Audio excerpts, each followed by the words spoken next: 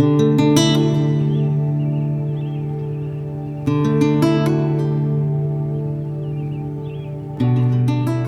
April 14th tornado did nearly $300 million worth of damage to South Wichita.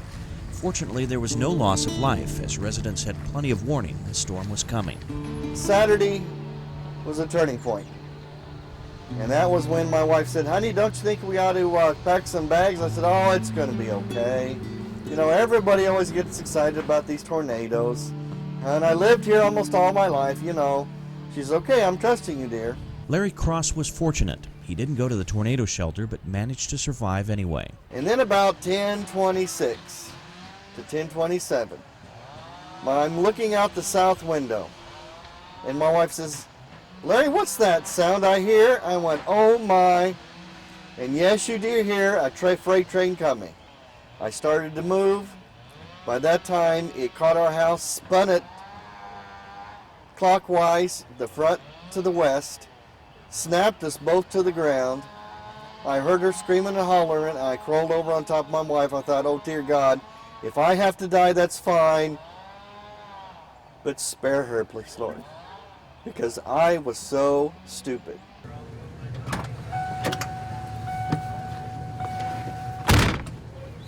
Larry was one of many who lost just about everything in the storm. In the immediate aftermath, these people came to rely on organizations like the Salvation Army. They're wonderful. Absolutely. This is the third time we met up here. We went up here yesterday and got some food this morning. Today, thank God for great friends, good family. They're great people. You drink one that big?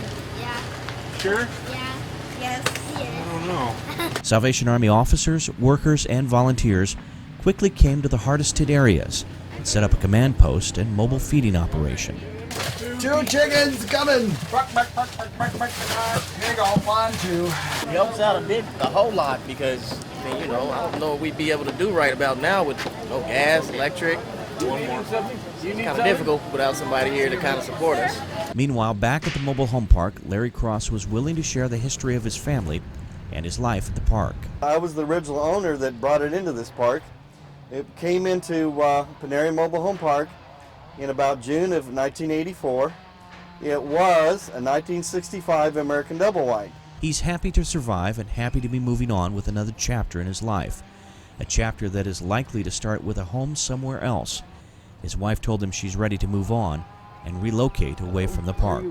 God is wonderful. He can bless beyond measure if we'll just trust Him.